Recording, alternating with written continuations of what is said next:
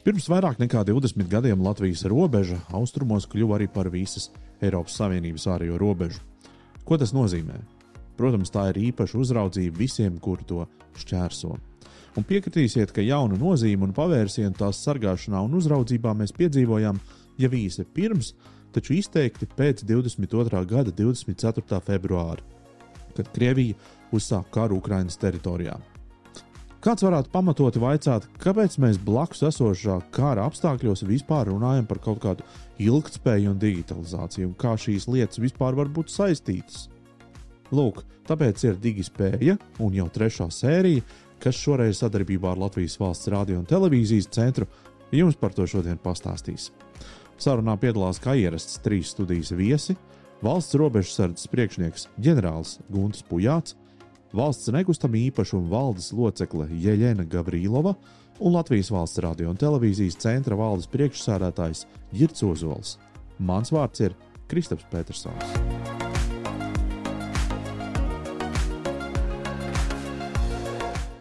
Cilvēkos pamazām laikam jau ir izveidojusies sajūtu, ka šīs Baltkrievijas izraisītā migrācijas krīze ir ikdienišķa parādība un kas neprasa jau vairs nekāds izaicinājums, jo 5. gads attiecīgi visiem viss būtu jāspēj, jāvar, jānovērš katrs mēģinājums, neļaut nevienam šķērsot ārējo robežu.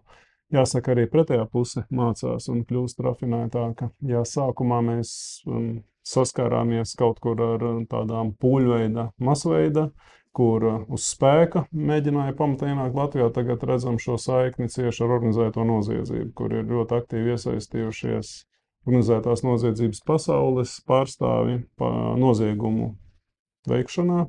Pirms gada, atceraties, bija šie 2 gadījumi, gan viltotais policijas mikroautobus, kurš ar vērienīgu resursu iesaisti un pielietojot šaujamieročus tika apturēts Latvijā pēc vajāšanas, ilgstošas vajāšanas no robežas. Pēc tam bija otrs mēģinājums viltots robežsargu mikroautobus ar pārkāpējiem, kur jau mums izdevās notvert pašā robežas stūmā brīdī, kad pārkāpēji mēģināja tajā iekāpt. Šogad mēs atklājām netrafarētu policijas automašīnu ar viltotu policijas automašīnas numurzīmi, reisa autobusa pakaļdarinājumu ar uzrakstiem Dagda ezernieki. Un tagad ir nākamais jau tāds piegājiens viltoti, imitēti kāzu automobīļi. Ja? Šajā gadījumā tādi bija 2. Bija gan šīs Porsche Cayenne, gan arī Volkswagen Touareg, manuprāt. Mēs redzam to, ka pretējā puse arī kļūst ar vien rafinētākā, ar robežsargiem, nepārtraukti nepieciešams paaugstināt, uzturēt savas iemaņas, profesionalitāte šo pārkāpumu pārtraukšanā, pārkāpēju aizturēšanā un pierādījumu fiksēšanā. Vadu robežsardzi no 19. gada sākuma un jāsaka, ka pārvaru vienu krīzi pēc otras. Neaizmirsīsim Covid izaicinājumus, kur robežsardze bija viena no vadošajiem kontrolas pasākumu īstenošanā, ieceļošām, izceļošām personām arī kopā ar policiju, kā tiek ievērot šie nosacījumi. Tātad šīs hibrīda uzbrukums pret Latviju no 21. gada, tā ir diezgan liela krīze, kas ir jāpārvar robežsardzei, kas man ir izdevies, tas ir izdevies nodrošināt pietiekamu gan personāla resursu, robežsardzes resursi, atbalsta personāls, policija, bruņotie spēki, citas iestādes un, protams, šīs izaicinājumus deva stimulu Latvijas lēmumu pieņēmējiem saprast, ka nevar vilcināties ar drošības jautājumu ieviešanu dzīvē. Kāda vulkāns sāk aktivizēties, tā pakājē esošie ciemati rīkojas. Tieši tāpat arī Latvijas valdība, saprotot situācijas nopietnību, Krievijas-Ukrainas karam sākoties, tā steidza stiprināt mūsu austrumu robežu vairāk nekā 450 km garumā. Nerunājot par slavenā žoga būvniecību, tika lūkots arī pēc digitāliem risinājumiem, kas spētu robežsargiem palīdzēt ikdienas darbā. Latvijas Valsts radio un televīzijas centrs nodrošināja īpašu optisko šķiedru kabeļu tīklu, elektroapgādes tīkla infrastruktūras, kā arī video novērošanas un dažādu sensoru tehnoloģisko līdzekļu sagādi, kas šodien faktiski ir rezultējies projektā, ko mēs varam dēvēt par viedo robežu. Tā reālā laikā spēj noteikt robežas nelikumīgu pārkāpēju daudzumu un atrašanās vietu. Šis viens no apjomīgākajiem, vērienīgākajiem projektiem, divējādā ziņā. Viens, tas ir infrastruktūras izbūve, kas ir fiziskai robežas uzraudzībai. Otrs, tehnoloģiskie risinājumi, tā skaitā izmantojot šo mākslīgo intelektu. Un tas, kas patreiz tiek realizēts, ja runājam par fizisko infrastruktūru, tuvojas jau noslēgumam. Attiecīgi tehnoloģiskā risinājuma ieviešana būs uz daudziem 10 gadiem, vairākām 10 gadiem uz priekšu, noteikti, ko robežsardzes atbalsta personāls varēs izmantot ilgtermiņā Latvijas drošības pilnveidošanai un ilgspējīgs arī tādā ziņā, ka ļaus efektīvāk izmantot personāla resursu. Mēs varēsim pārskatīt robežu uzraudzības modeli kā tādu, ieviest progresīvākas metodes. Nevarēs teikt, ka uz tā vietā varēsim ietaupīt, samazināt robežsargu skaitu, jo jebkurā gadījumā ir jāsaglabā reaģēšanas spēki, ja pārkāpēji iet, un neviena infrastruktūra pat pa sevi pārkāpēju pilnībā neaptur. Būs ļoti labs rīks, kā konstatēt, aizturēt maksimāli lielu pārkāpēju skaitu, bet cilvēki tāpat tās ir jāsaglabā. Un, protams, arī realizējot šo projektu, tā uzturēšana dod darba vietas. Pat izbūve kā tāda ir veicinājusi arī Latvijas ekonomisko attīstību. Tehnoloģiskā risinājuma ieviešanai esam piesaistījuši Eiropas finansējumu. Vairāk 85 miljoni tieši ir Eiropas finansējums. Tātad Eiropas finansējums tiek investēts Latvijas drošībā, kur attiecīgi gan pati izbūve dod papildus darba vietas Latvijas iedzīvotājiem. Ja tu parasti runājot par tehnoloģijām, arī teorijā par ilgtspēju tiek minēts tas, ka ja tehnoloģija ir uzbūvēta tā, ka uz tās var likt nākotnē jaunus modeļus un dažādus attīstīt citus pakalpojumus, tad tā ir ilgtspējīga tehnoloģija. Savukārt, ja tas nav iespējams, tad nē. Kā tu no šāda aspekta raksturot šo projektu? Es teiktu tā, ka drošības ilgtspēja ir divas lielās dimensijas. Viena ir tā personiskā, individu līmenī, un otra fizikas līmenī. Lielā mērā šajos apstākļos, kādos mēs reģionā dzīvojam, noteikti sākas uz ārējās sauszemes robežas. Risinājums visas ārējās sauszemes robežas garumā ir ilgspējīgs no tāda aspekta, ka ir potenciāls moduļu veidā likt klāt komponentus, aktīvās iekārtas, attiecīgi paplašinot to klāstu, ko šīs infrastruktūras var sniegt un var saņemt. Gan robežsardze, gan arī citi dienesti. Vēl vairāk, kas attiecās jau uz risinājumu iekšzemē, tad šeit netiek veidotas kādas nozīmīgas jaunas tehnoloģiskas platformas, bet esošās platformām tiek palielināta kapacitāte. Jā. Un šeit parādās, protams, arī tas ilgspējas aspekts, jā. Mazliet varbūt to bildi paplašinot, varbūt šobrīd atkāpjoties tieši no tās robežas jautājumu, bet runājot par valsts īpašumiem, kādā veidā varbūt jūs realizējat ikdienā šo te gan mākslīgā intelekta, gan varbūt ilgtspējas aspektus? Ja mēs runājam par ilgspēju, tad šis aspekts ir ļoti svarīgs priekš gan valsts nekustamajiem īpašumiem, gan arī visiem valsts īpašumiem. Un, protams, realizējot jebkuru projektu, tā skaitā arī projektu uz Latvijas, Baltkrievijas un Latvijas-Krievijas robežām, tad, protams, mēs ļoti uzmanīgi un ļoti cienīgi pieejam pie tā, kādi risinājumi ir.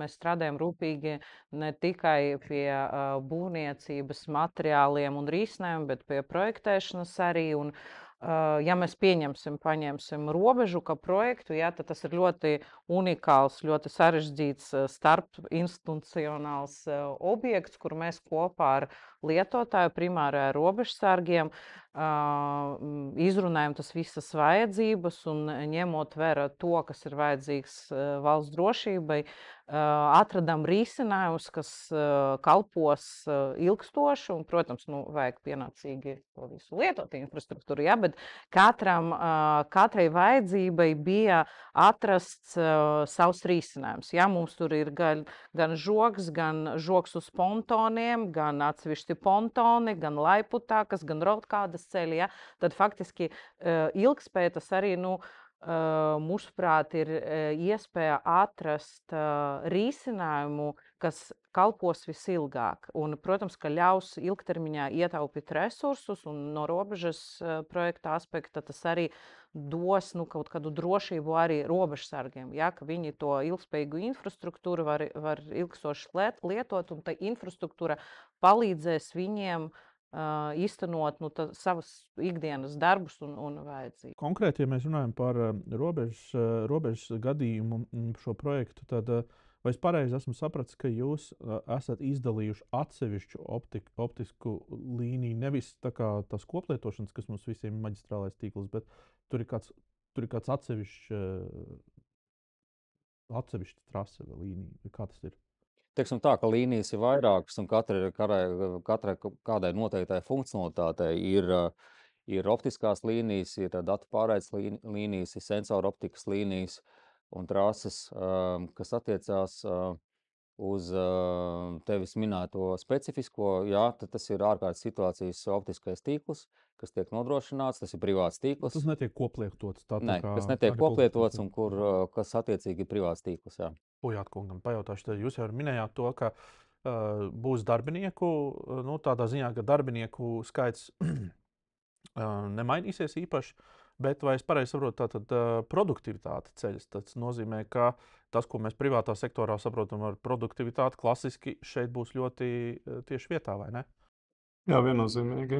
Robežsargiem un Latvijas drošībai ļoti svarīgi ir iegūt informāciju par iespējamu pārkāpēju, par personu, kura nelikumīgi grib iekļūt Latvijā vai izkļūt no Latvijas pēc iespējas ātrāk.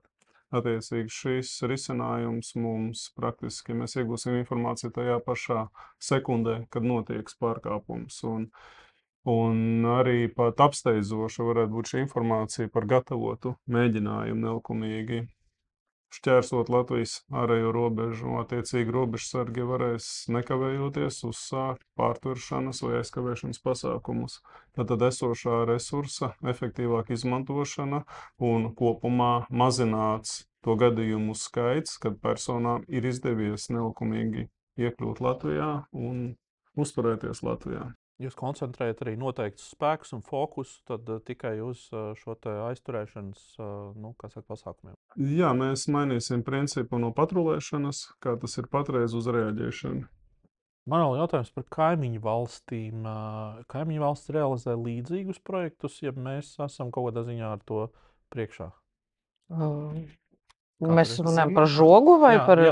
Tieši tā, par detektēšanu. Ziniet, mēs esam ieguvuši kaimiņu šo pieredzi, un Lietuvā ir izveidota sistēma, Polijā.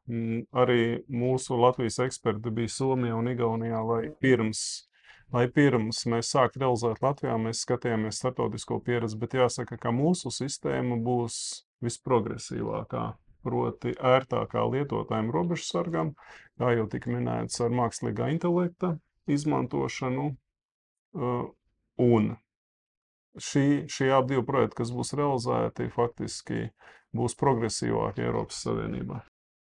Pamatots ir jautājums, kā gan šādas tehnoloģijas būtu saistāmas ar ilgtspēju.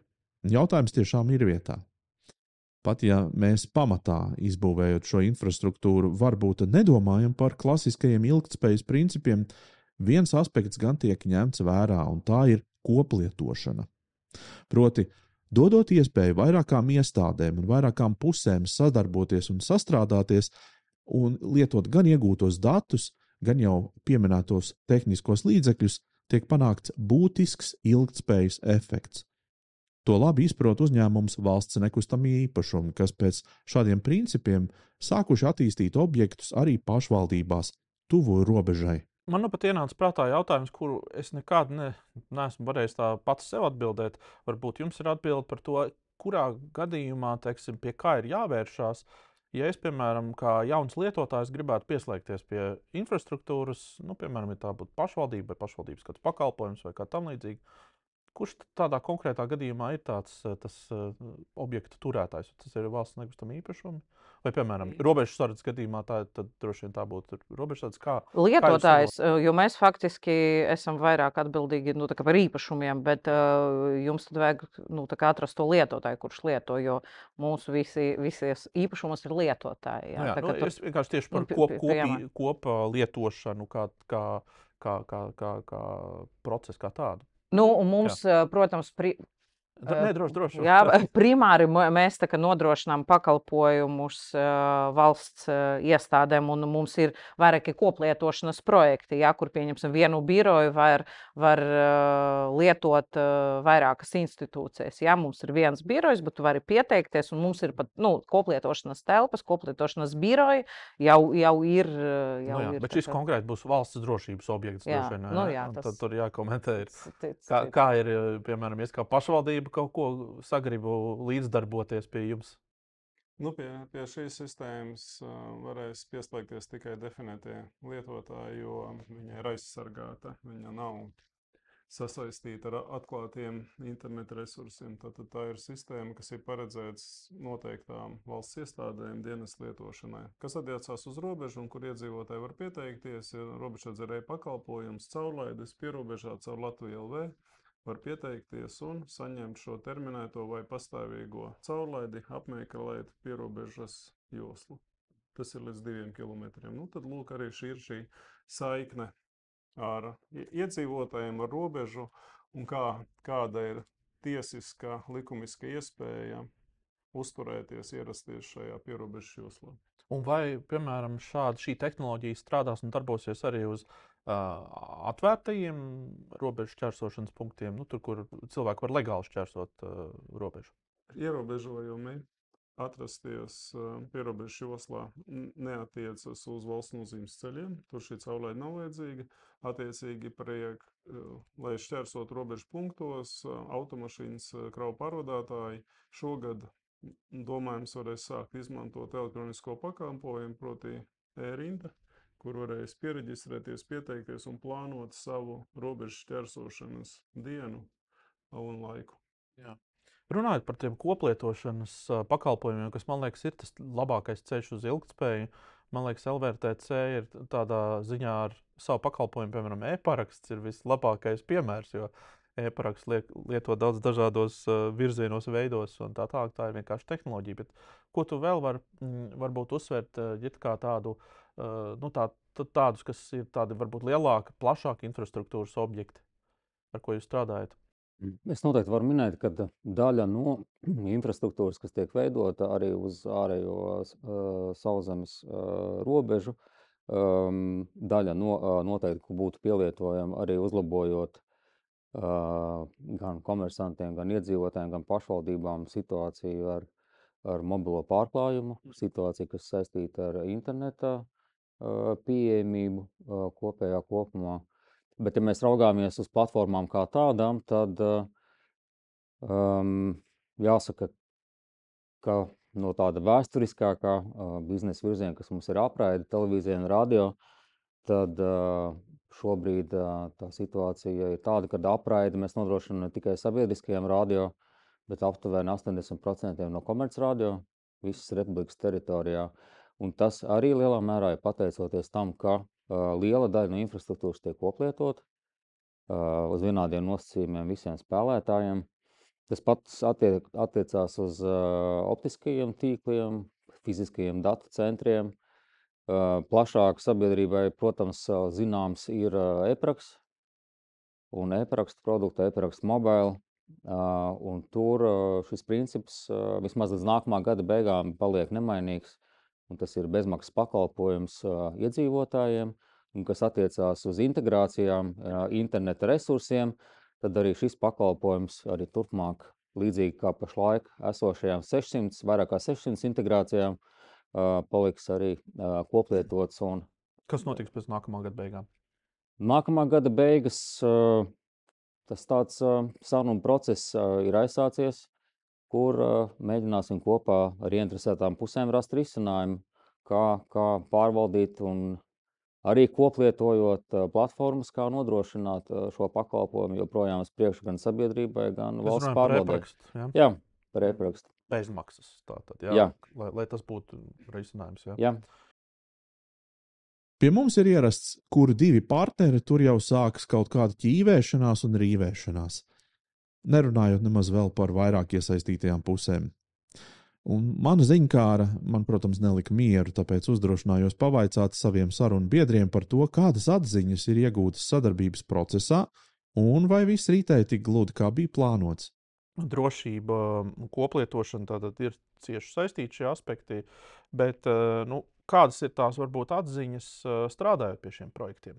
Vai pirmkārt tas, ko es gribu saprast, vai visas iesaistītās puses saprot tos labos nodomus, kas varbūt jūsu pusē ir? Mēs varbūt varētu sākt. Manuprāt, absolūti jā, jo šis projekts ir tāds ļoti verenīgs projekts un ļoti svarīgs Latvijas valsts drošība, un mēs runājam ne tikai par Latvijas valsts drošību, bet par Eiropas faktiski, jo mēs esam tā robeža, Eiropas robeža, ārējā robeža. Jā, tad, protams, nevienu brīdi, man liekas, nebija šaubu par to, ka visas iesaistītas puses bija, tā kā absolūti pilnīgi apzinājās, cik svarīgs ir tas projekts, cik rūpīgi vajag pieiet pie visiem, plānošanas posmiem, pie risinājumiem, lai integrētu gan ilgspējīgus risinājumus, gan arī drošības aspektus, lai viss, jo bija tā, ka tas projekts ir realizēts faktiski divās kārtās. No sākuma mēs būvējam infrastruktūru, pēc tam LVRTC taisu to viedu robežu, tad mums vajadzēja salagot ne tikai ar lietotāju, bet arī ar LVRTC, un tad faktiski man liekas, ka šīs projekts varētu kalpot pat kā piemērs, ja visi grib, tad viss var sanākt, un man liekas, nekādu tādu lielu problēmu nebija jautājumu, ko mēs nevarējām risināt. Tas sadarbība un saprašana visiem bija absolūti vienāda līmenī. Ziniet, es noteikti atbildēšu tad kā biznesa procesu definētājs, kā vajadzību definētājs un lielākais lietotājs abiem šiem projektiem. Es teiktu, ka šis ir veiksmes stāsts, kad divām valsts akcijas sabiedrībām atbilstoši viņu kompetencei tika uzdoti konkrēti uzdevumi attiecīgi valsts nekustamiem īpašumiem izbūvēt infrastruktūru. Valsts akcijas sabiedrība, kurai ir ļoti liela pieredze objektu būvniecībā, kuriem ir darbā savi būvuzraugi, kuri profesionāli šajā jomā. Un tehnoloģijas ziņā Latvijas valsts radio un televīzijas centrs ir vadošais valsts uzņēmums tieši gan mākslīgā intelekta, gan tehnoloģija izveidē, kurš sevi ir pierādījis citās darbības sfērās, un man jāsaka, ka pasūtītājām bija ļoti un ir komfortabli sadarboties ar divām šīm akciju sabiedrībām. Un kā piemērs, ko arī Gavrielovs kundze teica, pozitīvs ir tas, ka mēs salāgojām abus projektus. Jā, iespējams, kaut kur vajadzēja nekustamiem īpašumiem samazināt kādu izbūves tempu, bet lai nebūtu tā, kā dažreiz esam Latvijā novērojuši, uzklāja asfaltu un pēc tam roka augšā, lai ielikt kādu no komunikācijas elementiem. Tātad šeit jau pirmā objekta šīs fiziskās izbūves laikā tika ņemtas vērā nākotnes šīs vajadzības, tehnoloģiskā risinājuma izbūve, un abas šīs jomas ir salāgotas kopā. Un arī attīstības sanāksmēs, plānošanas sanāksmēs ir robežsardze pasūtītājs, valsts nekustamā īpašuma, Latvijas valsts radio televīzijas centrs, iekšlietu ministrija ar tām iestādēm, nodrošinājuma valsts aģentūra. Vēl ir šeit jāpiemina valsts meži, kas nodrošināja arī apaugojumu novākšanu, koku šo izciršanu, lai varētu šo projektu realizēt. Tā kā es teiktu, ka šis ir no valsts puses ilgspējas veiksmes stāsts, kur tika uzdots tieši jomas speciālistiem, kur ir valsts rīcībā, uzdot konkrētus uzdevumus, kur viņi jau sevi ir apliecinājuši, kas spējīgi tos realizēt. Nu, jāsaka, ka 23. gadā rudenī ministra kabinetām pieņemot lēmumu par tehnoloģiskās segmenta sadaļas izbūvu uz ārējās sauszemes robežas. Sākotnējais plāns bija 29. gada marts, lai realizētu šo projektu sadaļu. Manuprāt, tas veiksmes stāsts ir gan pārvaldes modelis, kas tika izvēlēts, kurā ir visas ieinteresētās puses, ne tikai ieinteresētās, bet kuras var palīdzēt.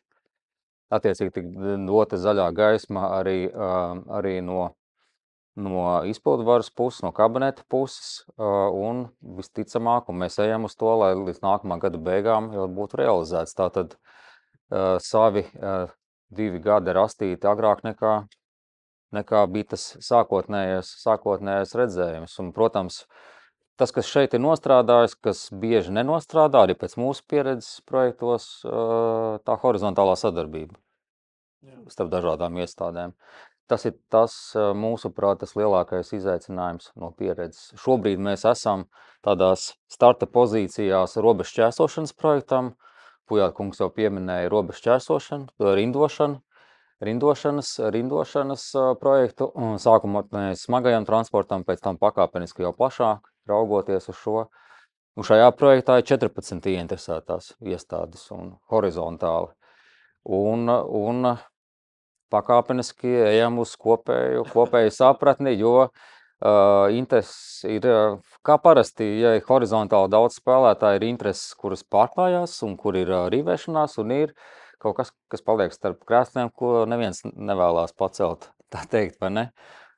Bet arī šeit ceram, arī šajā projektā ceram uz labu rezultātu. Bet runājot vēlreiz par zaļo robežu, tad pārvaldes modelis un horizontālā sadarbība. Tas ir tas, kas ir nostrādājis.